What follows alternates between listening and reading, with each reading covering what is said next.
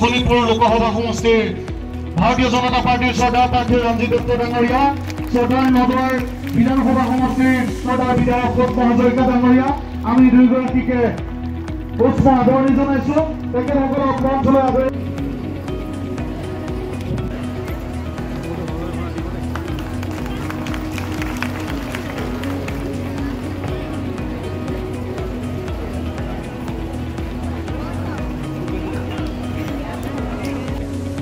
আমাৰ মাজত এঘাৰ শোণিতপুৰ লোকসভা সমষ্টিৰ আমাৰ দলীয় সভাপতি জনাইছোঁ। আমাৰ জিলাৰ উপসভাপতি লক্ষীকান্ত বৰা ডাঙৰীয়াক আসন গ্ৰহণ কৰিবলৈ মাজত আহি উপস্থিত হ'ব হৈছেই। তেখেতকো আমি আসন গ্ৰহণ কৰিবলৈ অনুৰোধ জনাইছোঁ।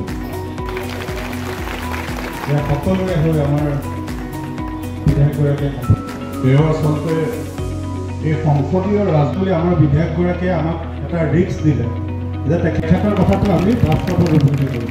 ধন্যবাদ। আমি ইয়াৰ পিছতে এই অঞ্চলৰ পৰা অভিলেখ সংখ্যক ভোট দি আমি আচলতে তেখেতক বিপুল ভোটত জয়যুক্ত কৰিবৰ কাৰণে ইতিমধ্যে আমি সংকল্প লৈছোঁ আৰু প্ৰত্যেকগৰাকী দলৰ কাৰ্যকৰ্তা তথা শুভাকাংক্ষীয়ে আমি এগৰাকী সৈনিক ৰাজ্যিক সভাপতি দায়িত্ব পালন কৰি দলটো শক্তিশালী হোৱাৰ ক্ষেত্ৰত যে তেখেতৰ হাতৰ পৰাই আজিৰ কেন্দ্ৰীয় মন্ত্ৰী সৰ্বানন্দ সোণোৱাল ডাঙৰীয়াই সভাপতিৰ দায়িত্ব লৈ 16 চনৰ নিৰ্বাচনত আমাৰ চৰকাৰ প্ৰতিষ্ঠা হৈছিল। কংগ্ৰেছৰ প্ৰাৰ্থীগৰাকী কাষলৈ আপুনি যাব?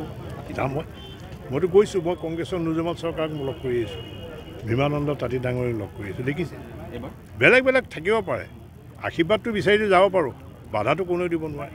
আৰু মই জ্যেষ্ঠ হিচাপে মোৰ ঘৰৰ ওচৰৰ এজন ল'ৰা, তেওঁৰ লগত আমি যিমান সামাজিক কাম, পূজা হওক, বিহু হওক বা স্কুল নিৰ্মাণ হওক, আমি একেলগে থাকোঁ। মোক দাদা হিচাপে মাতে, মই তাক তই বুলি কওঁ। গতিকে সি উঠিছে, 30 বছৰ কংগ্ৰেছ কৰিলে, MLA টিকেট নাপালে, জিলা পৰিষদ নাপালে, এইবাৰ সাংসদ পাইছে। গতিকে উঠিছেতো। আৰু বিহালীৰ কাৰণে খুব এটা ভাল, একেলগে দুজন সাংসদৰ পাৰ্টি। ক'ৰবাত দেখিছে আগত ক'ৰবাত দেখিছে নেকি যে বিহালীৰ সঁচাকৈ ভাগ্যৱান যে এজন কংগ্ৰেছৰ আৰু এজন BJPৰ দুজন MP কেণ্ডিডেট এইবাৰ পাই গৈছে। বিহালীয়ে পাইছে, চতিয়াটো পোৱা নাই। গতিকে ভাল হৈছে, উঠিছে। মই ভাল পাইছোঁ, মই কিন্তু বিৰাট আনন্দিত হৈছোঁ।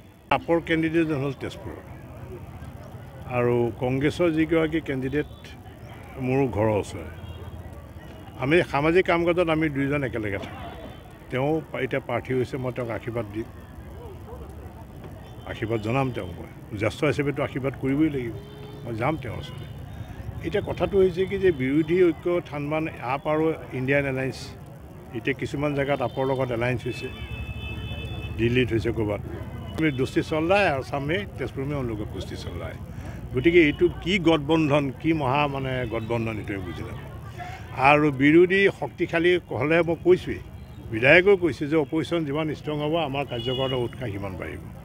যে বিৰোধী যদি, মই এইটোৱে আহ্বান কৰিছোঁ যে বিৰোধী শক্তিটো শক্তিশালী হ'ব।